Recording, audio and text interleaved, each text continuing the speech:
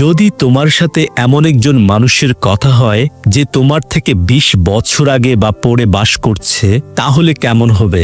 এরকমই একটি গল্প নিয়ে ২০০০ সালে মুক্তি পায় South Korean science fiction romance movie Ditto, যেখানে একজন ২০০০ সালের বিশ্ববিদ্যালয়ের শিক্ষার্থী এবং আরেকজন ১৯৭৭ সালের ছাত্রীর মধ্যে রেডিওর মাধ্যমে গড়ে ওঠা এই সম্পর্ক কিভাবে একে অপরের জীবনকে প্রভাবিত করে তা নিয়েই এই মুভিটি তৈরি করা হয়েছে।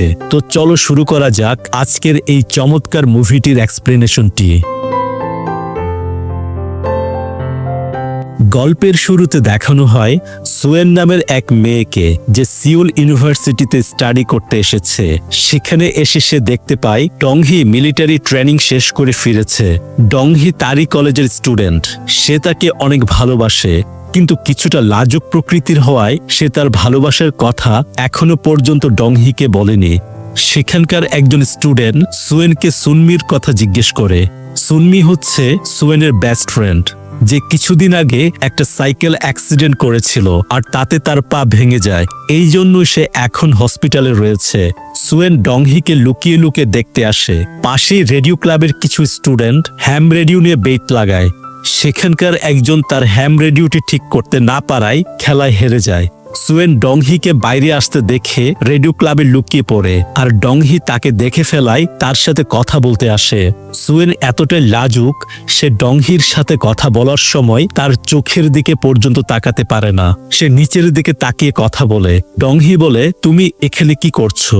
সুয়েন তাকে ইমপ্রেস করার জন্য বলে হ্যাম রেডিও তার হবি। এটা শুনে ডংহি খুবই খুশি হয়। সে তখন তাকে লেটারের জন্য ধন্যবাদ জানায়। আসলে ডংহি মিলিটারিতে থাকার সময় সুয়েন তাকে লেটার দিয়ে তার সঙ্গ দিত। সে বাইরে এসে দেখতে পায় ডংহির সাথে কথা বলার খুশিতে সে অন্যমনস্ক হয়ে হ্যাম রেডিওটি তার সাথে করে নিয়ে এসেছে। তাই সে আবার রেডিওটি ফেরত দিতে যায়, কিন্তু সে দেখতে পায় রেডিও ক্লাবের দরজা লক করা হয়েছে। তাই সেই দিন সে রেডিওটি বাড়িতে নিয়ে আসে। বাড়িতে এসে সুয়েন ডংহির ছবি দেখে। সে দেখতে পায় আকাশের চাঁদ অনেক সুন্দর দেখাচ্ছে। আসলে ভালোবাসায় সবকিছু সুন্দর দেখায়। পরের দিন সেই রেডিওটি ফেরত দিতে যায়। ছেলেটি বলে এই রেডিওর জন্য সে এত সমস্যায় আছে, এটা অনেক পুরনো, এমনকি ভেঙেও গেছে। সে সুয়েনকে রেডিওটি রেখে দিতে বলে। এটা শুনে সুয়েন অনেক খুশি হয়। ডংহি তখনই তার পাশ দিয়ে যায়, আর সে আবারও সুয়েনের হাতে রেডিও দেখে ইমপ্রেস হয়ে জানতে চায় সেটা কি সত্যি সুয়েনের। সুয়েন জানায় হ্যাঁ, এটা তারই। সে ডংহির খেলা দেখতে আসে। সে দেখতে পায় ডংহি তার দিকে ইশারা দিয়ে হাত নাড়াচ্ছে। খুশিতে সেও তাই করে, কিন্তু দেখতে পায় ডংহি তাকে নয়, তার বন্ধুদের ইশারা করছিল। সুয়েন তারপর তার বেস্ট ফ্রেন্ড সুনমির সাথে দেখা করতে আসে। সে সুনমিকে তার প্রেমের গল্প শেয়ার করে। সুয়েন বলে সে যখন আমার নাম বলে তার মুখে আমার নামটা শুনতে ভীষণ ভালো লাগে। সে সবসময় আমার চোখের দিকে তাকিয়ে কথা বলে। সুনমি তার কথা শুনে বলে তুমি তো আমার থেকেও বেশি অসুস্থ। এরপর সুয়েন বাড়িতে তার বাবা মার সাথে টিভি দেখার সময় জানতে পারে আজ রাতে চন্দ্রগ্রহণ লাগবে। রাতে চন্দ্রগ্রহণ দেখার সময় হঠাৎ তার রেডিওতে একজন মেসেজ পাঠায়, কিন্তু সুয়েন সেই রেডিও কোনো সিস্টেমই জানতো না। তাই এজন্য সে সেই রেডিওর কলটি রিসিভ করতে পারে না। আর তখনই সুনমি তাকে কল করে তার সাথে আগামীকাল ঘুরতে যাওয়ার জন্য বলে। পরের দিন ক্লাসে সুয়েন তার আয়না দিয়ে ডংহিকে দেখতে থাকে, কিন্তু সেই আয়নার প্রতিফলিত আলো এসে তার ক্লাস টিচারের মুখে পড়ে। তার ক্লাস টিচার ওনার হাতে থাকা একটা প্লেট দিয়ে সুয়েনের মুখের উপর আলো রোশনি দেয়, আর এতে সে ক্লাসের সবার সামনে ভীষণ লজ্জা পেয়ে যায়। ক্লাস শেষে ডংহি তাকে তার সাথে থিয়েটারে দেখার জন্য বলে।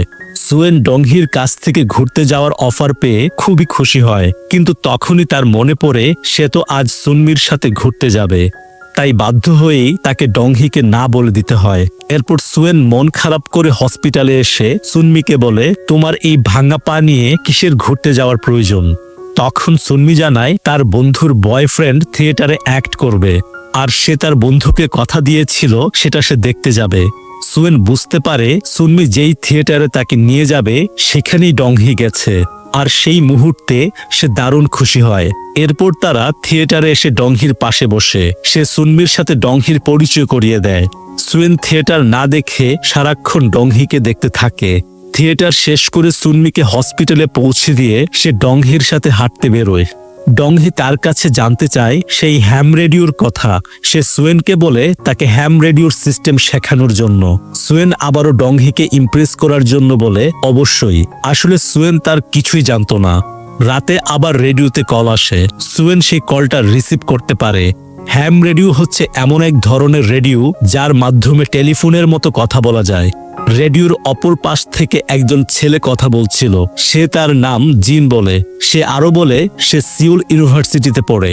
জিন বুঝতে পারে সে যার সাথে কথা বলছে হয়তো সে এর আগে এইভাবে হ্যাম রেডিওতে কথা বলেনি।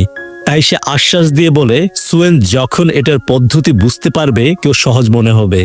এরপর জিন সুয়েনের পরিচয় জানতে চায়। তারা দুজনই একে অপরের সাথে পরিচিত হয়। জিন সুয়েনকে বলে সে কয়েক বছর ধরে হ্যাম রেডিও ব্যবহার করছে, আর সুয়েন যখন বুঝতে পারবে সে তখন এই জিনিসটাকে এনজয় করবে। সুয়েন বলে সে এটা শিখতে চায়। সে জিনকে বলে তাকে এটা শেখানোর জন্য। আর সুয়েনের এটা শেখার একমাত্র কারণই ছিল ডংহিকে ইমপ্রেস করা। জিন সুয়েনকে হ্যাম রেডিওর একটা বই দেওয়ার কথা বলে, যেটা থেকে সে এই রেডিও সম্পর্কে অনেক কিছুই জানতে পারবে। তারা দুজনই যেহেতু একই ইউনিভার্সিটিতে পড়ে, তাই এজন্য জিন সুয়েনকে কাল তার সাথে দেখা করে বই নেয়ার জন্য বলে। সে তাকে ক্লক টাওয়ারের মেইন বিল্ডিং এ দেখা করার জন্য বলে। পরের দিন জিনের কাছ থেকে বইটি নেয়ার জন্য প্রচুর রোদের মধ্যে ক্লক টাওয়ারের সামনে এসে সুয়েন অপেক্ষা করতে থাকে। সে অনেকটা সময় সেখানে অপেক্ষা করে। অন্যদিকে জিনকে দেখানো হয় জিন একই টাওয়ারের নিচে বৃষ্টিতে ভিজে সুয়েনের জন্য অপেক্ষা করছে। কিন্তু ভাবার বিষয় হচ্ছে জিন যে ক্লক টাওয়ারের নিচে অপেক্ষা করছে সেটা পুরোপুরি কমপ্লিট রয়েছে, আর সুয়েনকে যখন দেখানো হয় সেই ক্লক টাওয়ারটা ইনকমপ্লিট ছিল।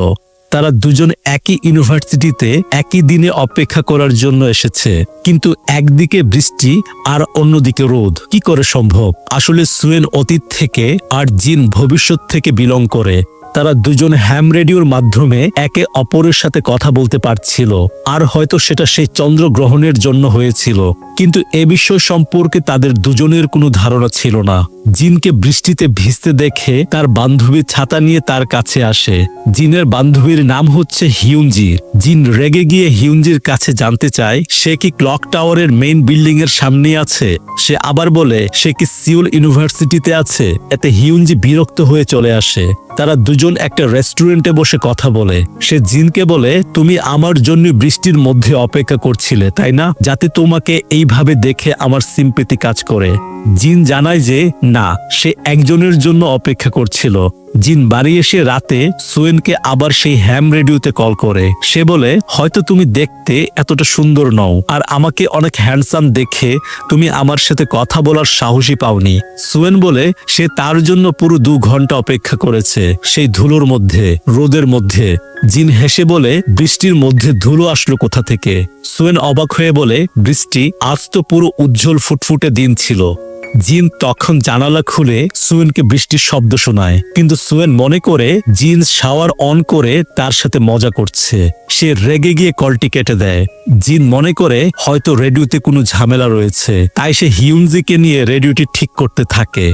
জিন সুয়েনকে কল করে সেদিনের জন্য সরি বলে। সে দেখতে পায় রেডিওটি চার্জে লাগানো ছাড়াই কাজ করছে।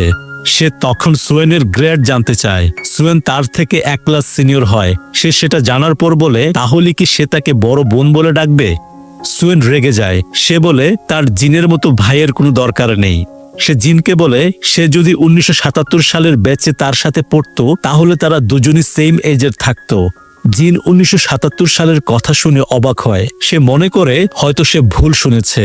জিন আবার সুয়েনের কাছে জানতে চায় সে কি 1977 সালের কথা বলেছে। সুয়েন বলে হ্যাঁ। জিন বলে একদম মজা করবে না, তুমি বলেছো আমরা দুজন সেম এজের, তাহলে তুমি 1999 সালে এখানে এসেছো, আর এখন 2000 সাল। সুয়েন আবার রেগে গিয়ে কলটি কেটে দেয়, কারণ তার জিনের কথা একদমই বিশ্বাস হয় না। আর জিন কিছুই বুঝতে পারে না। সে হিউনজিকে সব খুলে বলে সে যার সাথে কথা বলে সেই মেয়েটি তাদের ইউনিভার্সিটিতে 1977 সালে ভর্তি হয়েছিল, কিন্তু সে এখনো এখানে পড়াশোনা করছে। আর হিউনজিও এই হিসেবটা কিছুতেই মেলাতে পারে না। লাঞ্চ টাইমে ডংহিকে দেখে সুয়েন তার পাশে তাকে বসার জন্য বলে। সে ডংহিকে জিজ্ঞেস করে সে ফিউচার কি হতে চায়। টংহি বলে তার পলিটিক্সের প্রতি ইন্টারেস্ট রয়েছে। অন্যদিকে হিউনজি জিনের জন্য একটা লেটার নিয়ে আসে, যেটা তার বাবা মা তাকে আমেরিকা থেকে পাঠিয়েছে। জিন তখন হিউনজিকে লাইব্রেরি থেকে কিছু পুরনো পেপার কালেক্ট করতে বলে। জিন দেখতে পায় পলিটিক্যাল ইস্যুর জন্য 1977 সালে অনেক কিছু ঘটেছিল। তখনই তার মনে পড়ে আজ তার মায়ের জন্মদিন, তাই সে তার মাকে গিফট দেওয়ার জন্য চলে আসে। অন্যদিকে আজ সুনমিরও জন্মদিন। সুয়েন তাকে গিফট দেওয়ার জন্য হসপিটালে আসে। তারপর ডংহির সাথে মুভি দেখতে যায়।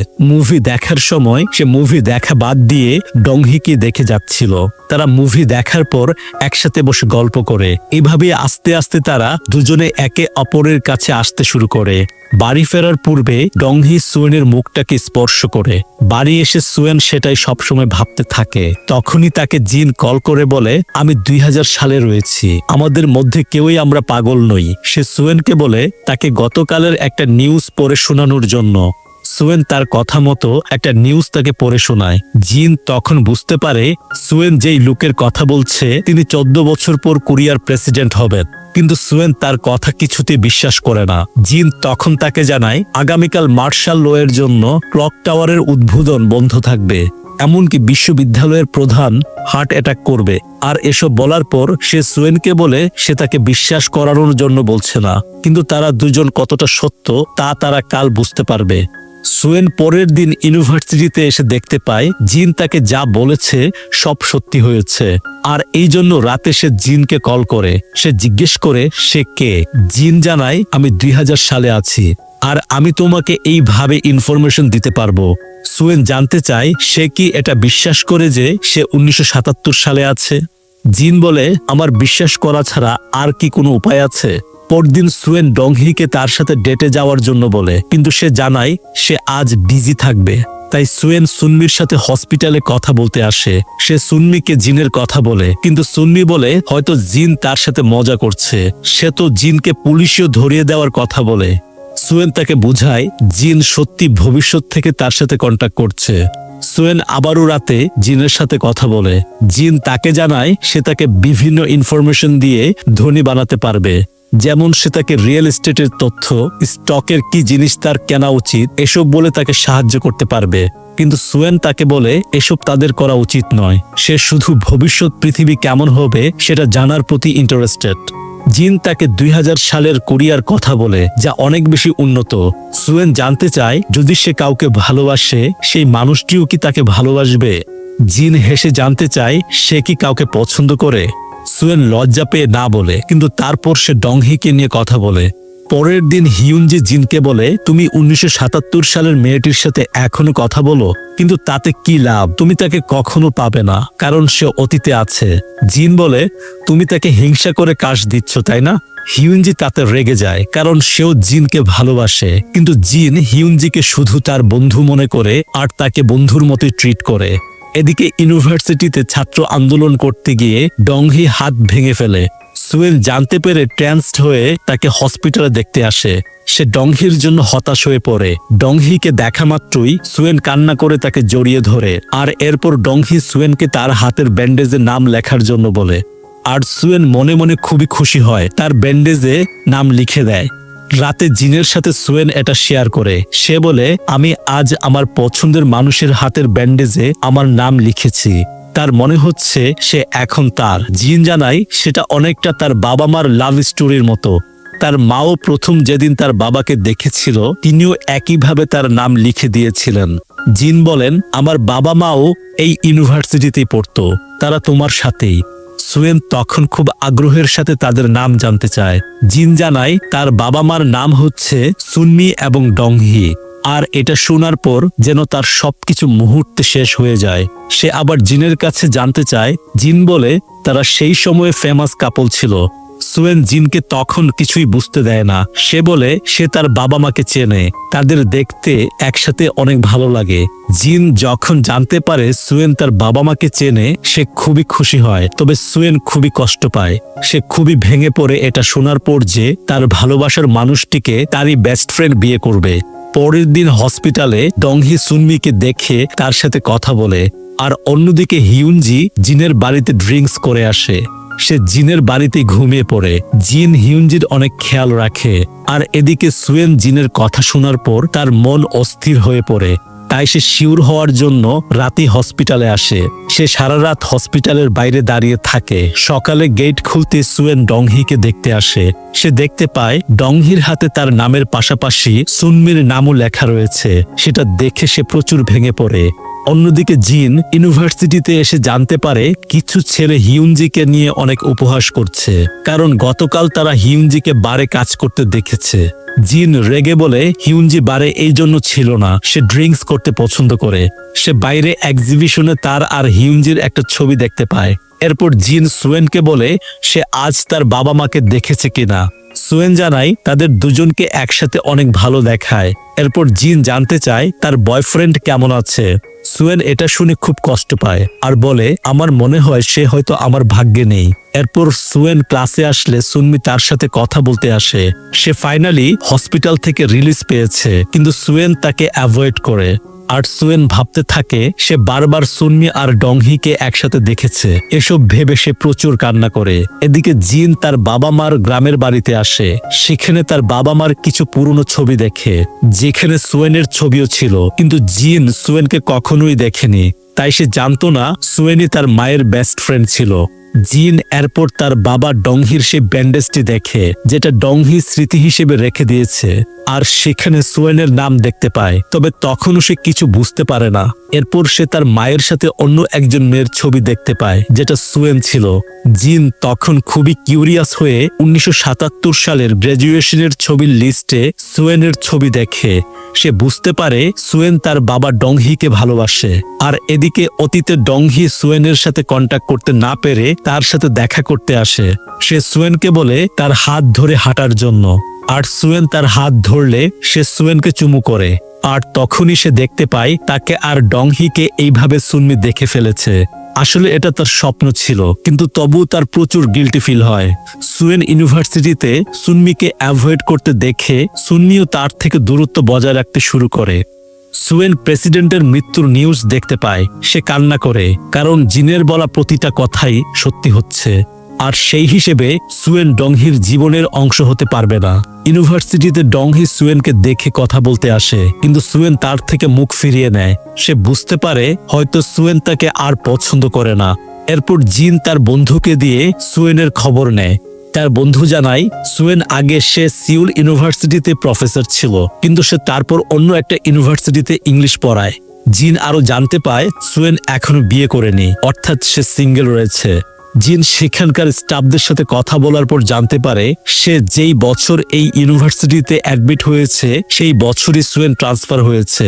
জিন বুঝতে পারে সুয়েন কেন ট্রান্সফার হয়েছে। জিন বাড়িতে এসে হিউনজিকে বলে যদি সুয়েন আমার বাবাকে চুজ করত, আমার বাবাকে বিয়ে করত, তাহলে আমার কি হতো? আমার এই পৃথিবীতে কোনো অস্তিত্বই থাকতো না। হিউনজি তাকে বোঝায় পৃথিবী একটাই, আমরা সেই মাত্রায় বাস করি যা সময়ের সমান্তরাল। তাছাড়া সে এসব বিশ্বাস করে না। এমন একটা মেশিন যে কিনা ইলেকট্রিসিটি ছাড়া চলে, এভাবে অতীতে কারোর সাথে যোগাযোগ করা যায়, সেটা কখনই সম্ভব না। তখনই সুয়েন জিনকে কল করে। হিউনজি তখন চোখের সামনে জিনকে সুয়েনের সাথে কথা বলতে দেখে বুঝতে পারে সেটা সম্ভব। জিন সত্যি বলছে। সে জিনকে ইশারা দিয়ে বলে সে যেন তার ব্যাপারে সুয়েনকে কিছু না বলে।